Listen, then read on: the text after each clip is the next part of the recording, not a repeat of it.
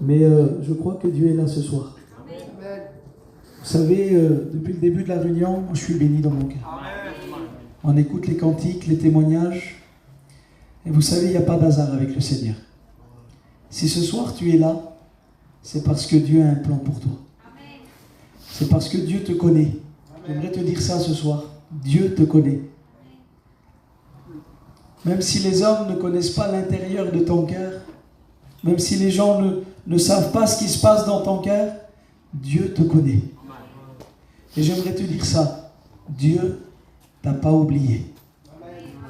Vous savez, tout à l'heure, il y avait la grande réunion, il y avait beaucoup de monde, il y avait tout le monde ici. Et peut-être toi, tu étais dans ton coin tout à l'heure. Et tu te sentais seul. Tu te sentais peut-être abandonné. Tu te disais, personne ne pense à moi. Mais ce soir, Dieu te dit, non, c'est pas vrai. Amen. Moi, je pense à toi. Amen. Moi, je t'aime. Et je t'ai pas oublié. Vous voulez qu'on lise un passage de la parole de Dieu ensemble? Alors, je vais vous lire une histoire que vous connaissez tous. Ça se trouve dans l'évangile de Marc, au chapitre 10 et au verset 46. Nous allons parler d'une histoire que vous connaissez. La Bible dit comme ça: ils arrivèrent à Jéricho, et lorsque Jésus en sortit avec ses disciples et une assez grande foule, le fils de Timée, Bartimée, mendiant aveugle, était assis au bord du chemin. Il entendit que c'était Jésus de Nazareth. Alors, qu'est-ce qu'il a fait? Il s'est mis à crier, et il a dit: Fils de David, Jésus, aie pitié de moi. Plusieurs le reprenaient pour le faire taire, mais il criait beaucoup plus fort: Fils de David, aie pitié de moi. Jésus s'arrêta et dit: Appelez-le. Ils appelèrent l'aveugle en lui disant: Prends courage, lève-toi, il t'appelle. L'aveugle jeta son manteau, se levant d'un bond, vint vers Jésus. Jésus prit la parole et lui dit: Que veux-tu que je te fasse? Et l'aveugle répondit: Que je recouvre la vue. Et Jésus lui dit: Va, ta foi t'a sauvé. On peut dire amen ensemble? Gloire à Dieu. Alors je voudrais vous lire une deuxième histoire. Mais c'est la même identique. Mais elle se trouve dans l'évangile de Matthieu cette fois-ci. Et il y a un petit détail qui a attiré mon attention et je voudrais vous en parler ce soir. Vous êtes avec moi, hein? La même histoire, écoutez bien. Sauf il y a un petit détail de différent et je voudrais que vous reteniez le détail quand je lirai. Si vous trouvez qu'il y a une chose différente, retenez-le dans vos têtes. Lorsqu'ils sortirent de Jéricho, une grande foule suivit Jésus. Pareil. Et voici, 2 aveugles étaient assis au bord du chemin. Et ils entendirent que Jésus passait et crièrent: Aie pitié de nous. Je crois bien que vous êtes en train de comprendre là, le détail qu'il n'y avait pas dans la première. Aie pitié de nous, Seigneur, fils de David. La foule les reprenait pour les faire taire, mais ils crièrent beaucoup plus fort: Aie pitié de nous, Seigneur, fils de David. Jésus s'arrêta, les appela et dit: Que voulez-vous que je vous fasse? Ils lui dirent: Seigneur, que nos yeux s'ouvrent. Jésus toucha leurs yeux, et aussitôt ils recouvrèrent la vue et suivirent Jésus dans le chemin. Gloire à Dieu. Voilà. Alors, en lisant cette histoire, on a lu la première histoire, c'est l'histoire de Bartimée. Qui d'entre nous connaît Bartimée? Je voudrais qu'il lève leur main. Qui a déjà entendu parler de Bartimée dans sa vie? Donc il y en a pas mal qui la connaissent, cette histoire. Et moi, toute ma vie, en lisant la parole de Dieu, j'ai entendu l'histoire de Bartimée. Bartimée était un aveugle, un mendiant, qui était au bord du chemin. Il a entendu que Jésus passait. Et là, la foule l'arrêtait, lui disait: Ne crie pas. Mais lui, il criait beaucoup plus fort et il disait: Fils de David, aie pitié de moi. Et Jésus l'a guéri. Mais un beau jour, j'ai lu cette histoire dans l'évangile de Matthieu. Et en la lisant dans l'évangile de Matthieu, je me suis aperçu qu'il y avait un détail que dans Marc, ce n'était pas cité. Et ce détail-là, c'était quoi, les frères? Isaac, c'est quoi ce détail? Il y en avait deux. Alors moi, je ne savais pas ça. Moi, je me suis dit, il y en avait toujours un. Mais là, dans l'histoire, je vois qu'il y en a deux. Alors je me suis dit, je connais bien Bartimée. Je connais son histoire, mais là, la Bible dit qu'au bord du chemin, il y avait un deuxième aveugle qui était avec lui. Il était malade depuis aussi longtemps que lui, il était là, il était à côté de lui, et lui aussi, ce deuxième aveugle, a entendu que Jésus passait. Et lui aussi s'est mis à crier, fils de David, aie pitié de moi. Et là, je me suis dit, mais Seigneur, comment que ça se fait que je suis passé à côté de ça dans ma vie? Je dis, Seigneur, moi je ne savais pas qu'il y en avait deux des aveugles. Moi je connaissais que Bartimée qui a été guéri. Alors je me suis dit, c'est qui ce deuxième aveugle? Comment qu'il s'appelle? Cet aveugle que Marc ne cite pas dans son évangile, cet aveugle qui semblerait qu'il est un petit peu oublié, mis de côté dans l'histoire, cet aveugle qui est au second plan, et que c'est Bartimée qu'on en parle toujours, c'est Bartimée, eh bien, qui est toujours là devant, et le deuxième aveugle, il est derrière, on ne le voit pas, nous. Et je me suis dit, mais c'est qui ce deuxième aveugle? C'est qui ce deuxième aveugle dans l'histoire qui a été peut-être un petit peu oublié, mis de côté, qu'on ne connaît pas son nom? Est-ce que vous voudrez savoir comment il s'appelle ce deuxième aveugle? Si je n'ai pas d'amen, je ne le dis pas. Est-ce que vous voulez savoir c'est qui ce deuxième aveugle? Cet aveugle qu'on a oublié. Ah ben c'est peut-être toi ce soir. Peut-être toi qui te crois oublié de Dieu. Peut-être toi qui crois que Dieu t'a oublié, que Dieu t'a abandonné, que Dieu ne te voit pas, que Dieu ne te considère pas, que Dieu t'aime pas. Peut-être toi qui es là ce soir et tu te dis, oui, mais c'est toujours Bartimée qui est béni. Hein. C'est toujours les autres qui sont bénis. Toujours les autres que Dieu touche leur cœur. C'est toujours les autres qui se baptisent. C'est toujours les autres qui servent Dieu. C'est toujours les autres qui sont heureux, qui ont un sourire sur leur visage. Mais moi, Dieu m'a oublié. Moi, je suis le vilain petit canard. Celui qui n'emporte pas nos regards sur lui. Moi, je suis tout seul. Personne ne m'aime. Mes parents ne m'aiment pas. Mes amis ne m'aiment pas. Tout le monde me juge à moi. Personne ne me considère. Personne ne m'aime. Moi, je suis toujours tout seul. Je suis toujours dans mon coin. Peut-être que ce deuxième aveugle, c'est toi ce soir, qui te crois oublié de Dieu. Et regardez ce que la Bible dit. Et je voudrais vous lire ce passage de la parole de Dieu. Ça se trouve dans le livre d'Ésaïe. Si je pourrais retrouver le passage. Il dit ça, écoutez bien. Ésaïe 49, verset 14. C'est peut-être ce que tu t'es dit en entrant sous le chapiteau ce soir. L'Éternel m'abandonne. Le Seigneur m'oublie. Et là, vous savez ce que Dieu te répond ce soir? À toi qui te sens oublié de Dieu, à toi qui te crois que Dieu ne te voit pas, que Dieu ne t'entend pas, à toi qui te crois oublié de Dieu, eh bien Dieu te dit ça. Est-ce qu'une mère pourrait-elle oublier son enfant? Est-ce qu'une mère oublierait-elle son enfant? N'aurait-elle pas pitié du fruit de ses entrailles? Eh bien, quand elle l'oublierait, moi, je ne t'oublierai pas, dit l'Éternel. C'est beau ça. Vous savez, une mère, on a déjà entendu des mères qui ont abandonné leurs enfants. Ça s'est déjà passé. Ça s'est déjà passé, ça, on a entendu parler de ça. Mais même si une mère aurait abandonné son enfant pour je ne sais pas quelle raison, mais même si une mère aurait abandonné son enfant, elle ne pourra jamais l'oublier.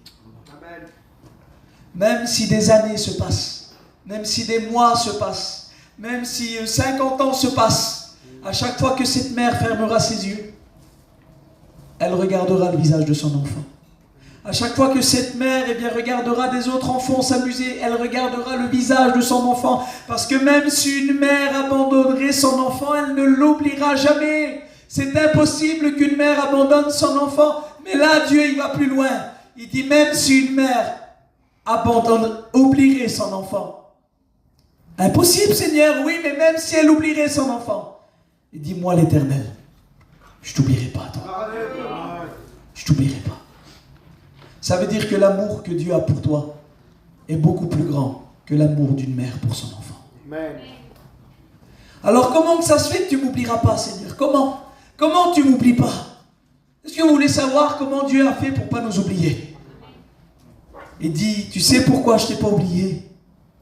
Parce que je t'ai gravé sur mes mains. Amen. Et comment t'as fait, Jésus, pour me graver sur tes mains? T'as pris Un crayon?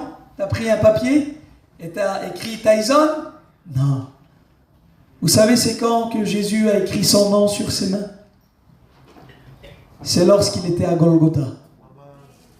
Lorsqu'on l'a frappé, lorsqu'on l'a humilié, lorsqu'on l'a jugé, lorsqu'il portait la croix, lorsqu'il était là dans la souffrance, lorsqu'il était là, il n'avait plus de force, il était là. Et là, les soldats sont venus et ils ont pris dans leurs mains des marteaux et des clous. Et là, ils ont pris Jésus. Et là, ils l'ont cloué sur la croix. Et là, on a entendu le bruit du marteau qui résonnait, le bruit du marteau qui résonnait, qui était en train de crucifier Jésus sur la croix. Et à ce moment-là, avec des clous et un marteau, Jésus a gravé ton nom à toi et mon nom à moi sur ses mains. Amen. Ça veut dire que Dieu ne peut pas t'oublier. Il a payé trop cher pour ça. Tu as coûté trop cher aux yeux de Dieu. Et sur la croix, vous savez ce que Jésus a dit? Père, pardonne-leur, parce qu'ils ne savent pas ce qu'ils font. J'aimerais vous dire que dans l'histoire de Bartimée, dans l'histoire de ce deuxième aveugle, c'est pas Jésus qui a oublié le deuxième aveugle. C'est Marc qui a oublié de citer son nom. Eh bien, j'aimerais vous dire que bien souvent, ce sont des hommes qui nous font mal. Ce sont des hommes qui nous blessent. Ce sont des amis qui nous font mal. Ce sont des personnes qui nous trahissent. Et vous savez ce qu'on dit nous? On dit, Seigneur, c'est toi qui m'as blessé. Seigneur, c'est toi qui m'as oublié. Seigneur, c'est toi qui m'as abandonné. Mais non. Dieu répond et dit, non, c'est pas moi. Si les hommes t'oublient, si les hommes te blessent, si ton père, ta mère t'abandonnent, moi l'Éternel, je ne t'oublierai pas. À toi qui te sens oublié, j'aimerais te dire que Jésus t'aime. À toi qui te sens abandonné, j'aimerais te dire que Jésus t'aime. À toi qui es là ce soir et tu te dis, je ne sais pas trop ce que je fais en dessous le chapiteau, j'aimerais te dire que Jésus savait que tu allais venir ce soir. Amen. Jésus savait que tu allais prendre cette chaise et que tu allais t'asseoir. Et peut-être que tes pensées sont ailleurs, peut-être que tes pensées sont au loin, et que tu te dis, moi c'est l'évangile, c'est pas pour moi, mais Jésus te dit non, détrompe-toi, c'est pour toi l'évangile. C'est pour toi les choses de Dieu. Toi aussi tu peux être un chrétien. Toi aussi tu peux être une chrétienne. Toi aussi tu peux être heureux avec Dieu. Toi aussi tu as le droit un jour de te baptiser. Toi aussi tu as le droit un jour de venir à la réunion avec ta petite Bible à la main et en train de louer Dieu. Toi aussi tu as le droit d'être heureux. Tu as le droit d'être heureuse. Vous savez, aujourd'hui, j'aimerais le dire, trop de jeunes sont malheureux. Trop de jeunes se sont oubliés. Pas si longtemps que ça, il y a peut-être une semaine en arrière, il y a un jeune qui m'appelle. Un jeune qui avait de l'argent, qui avait une voiture, qui avait tout ce qu'il faut. Il m'a appelé, il m'a dit, Tyson, je suis tout seul sur un parking. Ça fait 6 heures que je suis parti de chez moi. Mes parents me cherchent, ma famille me cherche. Je décroche à personne. J'ai décidé de me suicider. Il était à peu près 11 heures le soir. Ce garçon était tout seul. Il était sur un parking et il voulait se donner la mort. Et là, je lui ai dit, non, non, non, fais pas ça. Fais pas ça. Vous savez ce qu'il croyait, lui? Il croyait qu'en se donnant la mort, tout allait s'arrêter. Quelle erreur. Non, non, non. Quelqu'un qui saute la vie, quelqu'un qui se donne la mort, ne va pas au ciel. Après, vous savez ce qui l'attend? C'est une éternité de souffrance. En enfer. Là où il y a le feu, là où il y a les flammes. Mais aujourd'hui, beaucoup de jeunes pensent au suicide. Le diable leur dit, écoute, personne t'aime. Personne te veut. Ta vie, elle n'a pas de sens. Tu vaux rien. T'es un bon à rien. Personne ne te considère. Regarde, tes parents t'aiment pas. Regarde, personne ne t'aime. Ça, c'est le diable qui dit ça. Et il te dit, tu sais quoi? Prends ta petite voiture. Va-t'en tout seul. Va dans un coin.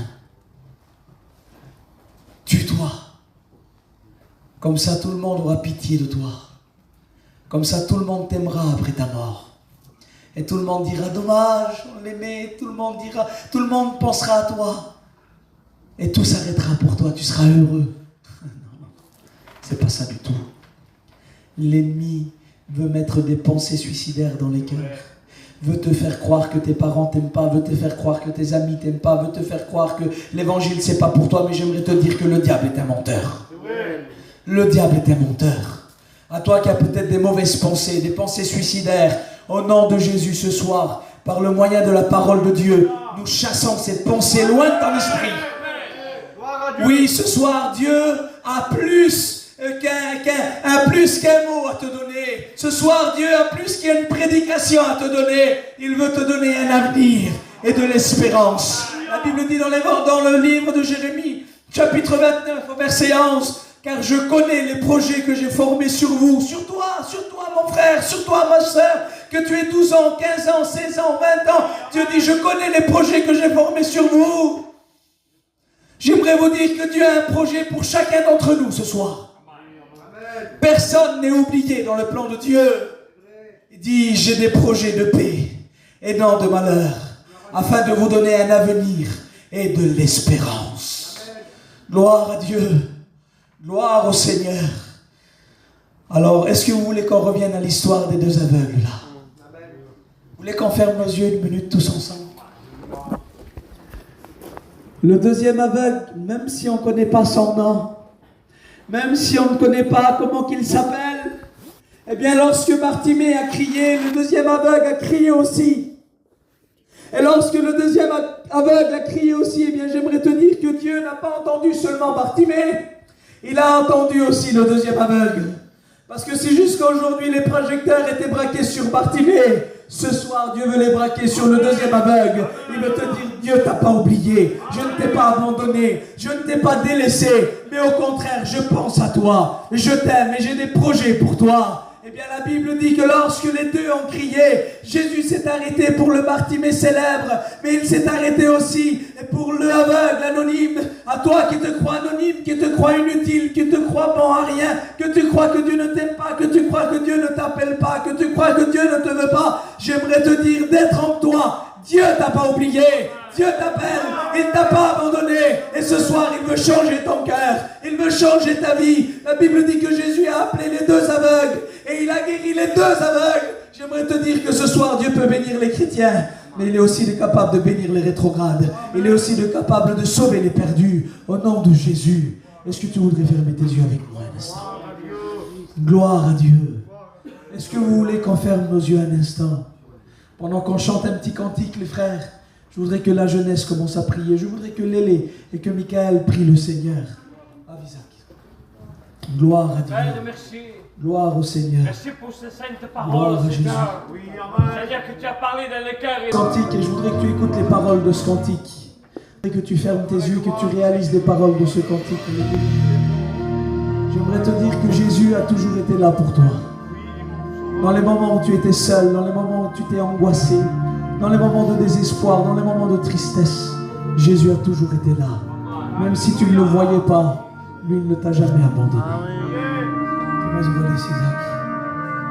Alléluia, alléluia. Gloire à Dieu.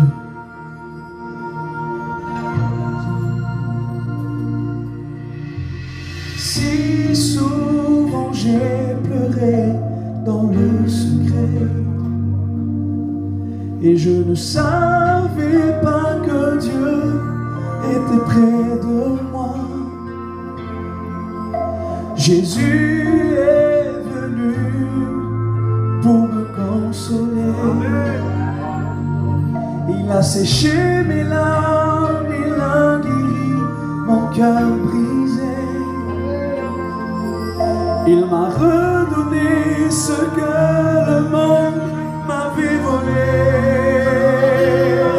Jésus, tu as toujours été là pour moi. Jésus, tu es toujours resté près de moi. Dans ta présence, je me sens bien. Est-ce que c'est vrai, les chrétiens? Jésus, tu as toujours été là pour moi.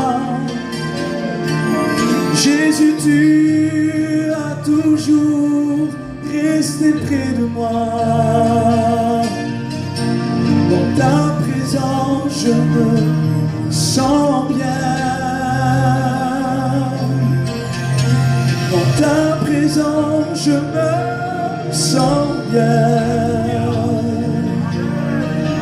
J'ai tant besoin de toi. Reste près de moi. Dis-lui, Seigneur, reste près de moi ce soir. Gloire à Dieu. Si souvent tu as pleuré dans le secret et tu ne savais pas que Dieu était près de toi. Alléluia. Jésus est venu ce soir pour te consoler. Il veut sécher tes larmes, il veut guérir ton cœur brisé. Il veut te redonner ce que le monde t'a donné. Jésus, tu as toujours été là pour moi.